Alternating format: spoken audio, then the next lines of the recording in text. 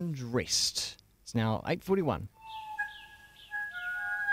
A little something for the weekend with Sam Hunt. Back for 2010 it is. Sam Hunt. Hello, Sam. Good morning, Wammo, and I am dressed for the occasion.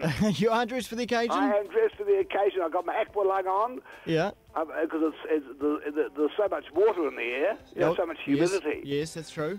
Yeah, so I've got the aqua lung on. Your snorkel?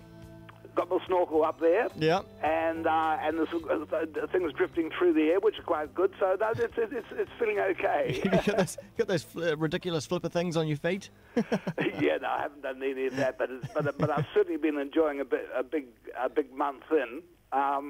It's been good. I chose not to do certain things over January, like going out in the public side of things, shall we say? Who needs the public? And so it's been great. No, just been around the Kaipara and. And actually, getting a chance to read some things and things like. One thing I was amazed by, I still find it hard to understand. The listener. Mm. You wonder who chooses the poems. I don't come on this program to sort of slag people, really. Unless they need slagging. Yeah.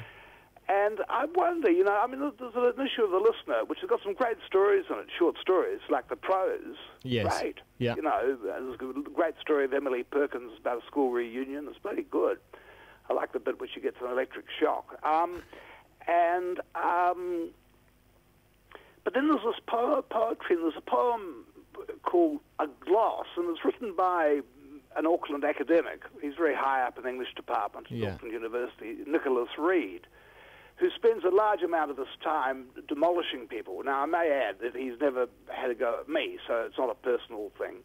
But there's always time. He's pretty sharpening his knives as we speak. Good on you, Nicholas. I'm a fast dancer. Anyway, I don't want to pick on him, but he would pick on anyone else. But this most amazingly ridiculous poem, and I'll read it. It's in 20 lines. It's 10-syllable lines, so it's 200 syllables. It's in the listener, given a big... And I just thinking, what is going on? Yeah. Maybe it's good. I'll read it. Some people may like it. Okay. So it's 20 lines, a gloss. And I reckon he may have picked up some virile academic bug, on his last sabbatical leave or something. When they slouched through the back alleys, dust was code for open sewer shit and offal. The child corruptor's toasting fork was clogged with fat from last week, his sausages with gristle. The boys smelt of unwash, belching and flatulence. The girls carried plague between their legs and shared it with all comers. Cancer floated and candle smoke and fumes of tobacco. A sneer, a blow, a knowing wink and life expectancy stuff all. Maybe it's okay, here we go, I'll keep going. But add his gloss, I see, this is where the gloss comes in, but add his gloss of words.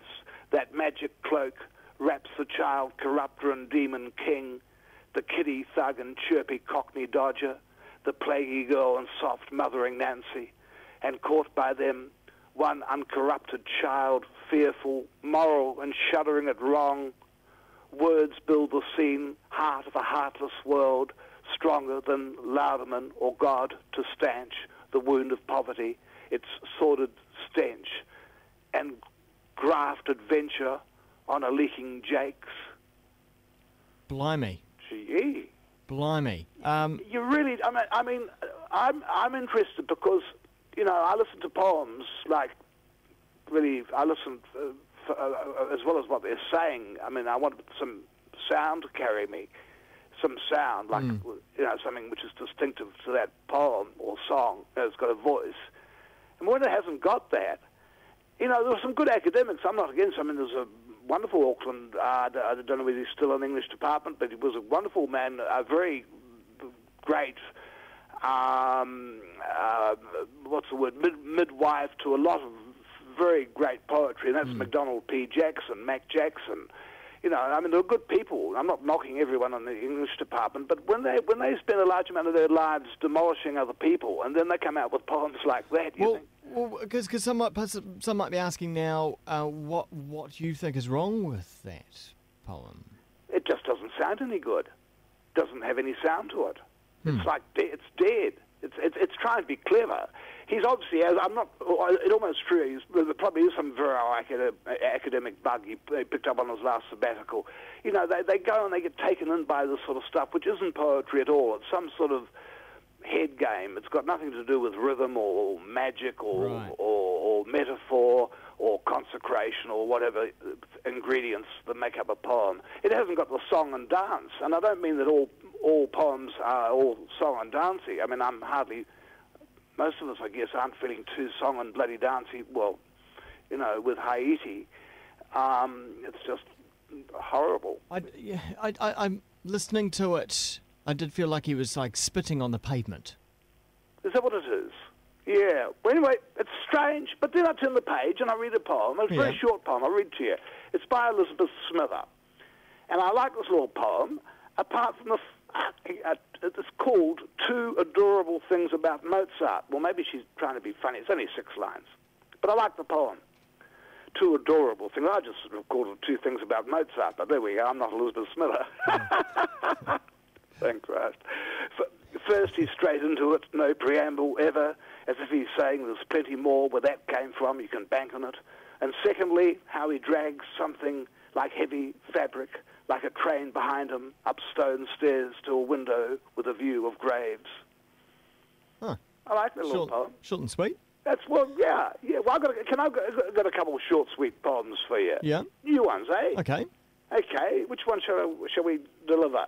Number 2 first. Here's a rhythm. This is one that a song that I think David Kilgour and I will maybe make something of. This is the chorus line, without the heavy eights. Oh, I miss them. When she turns ugly, leaves my ears ringing. When she burns, bright as any star rising. When she goes silent, I still hear her singing. So that's the chorus line of something. Yeah. And here's a little poem here. This is called, I hope, this is dedicated to Nicholas Reed, if he happens to be listening. It's called A Long Summer. And I wrote this yesterday, day before yesterday. Well, I didn't write it, I made it up. A long summer. It was a long summer and a hot one, the hottest on record.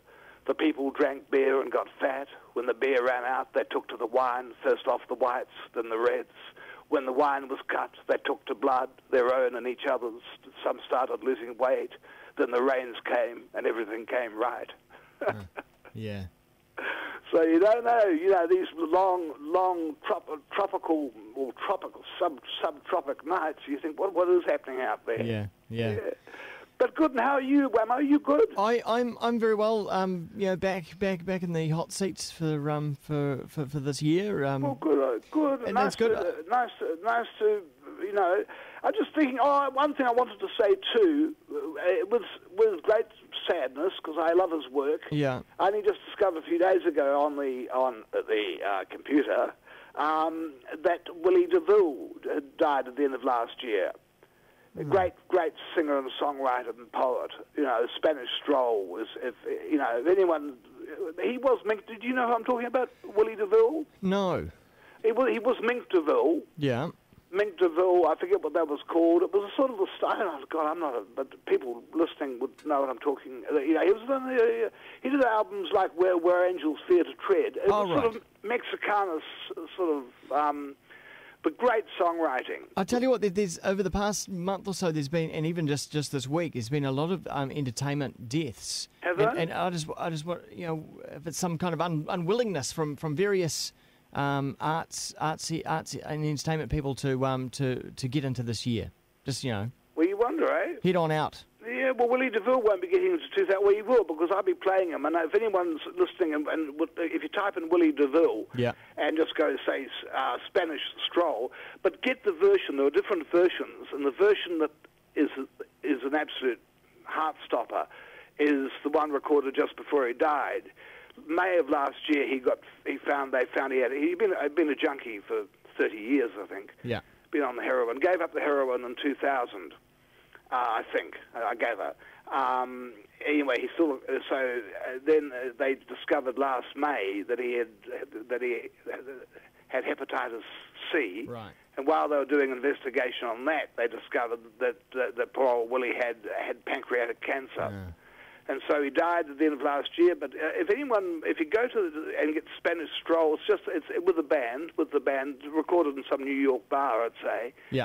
Very powerful. All right. And just beautiful, beautiful. And when he does the old horses galloping bit, it's really good. I shall do that this weekend. Hey, Wammo, look, good to talk to you. Yeah. And I feel that I've sort of started the working year by talking to you. Yeah, oh, well, that's nice. It's a nice part of the working year. It is good, not bad. Yeah, with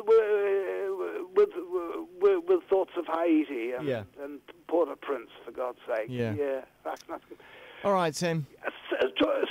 Speak to you soon, Wammo. See ya. Bye. That was a little something for the weekend with Sam Hunt, only on Kiwi FM.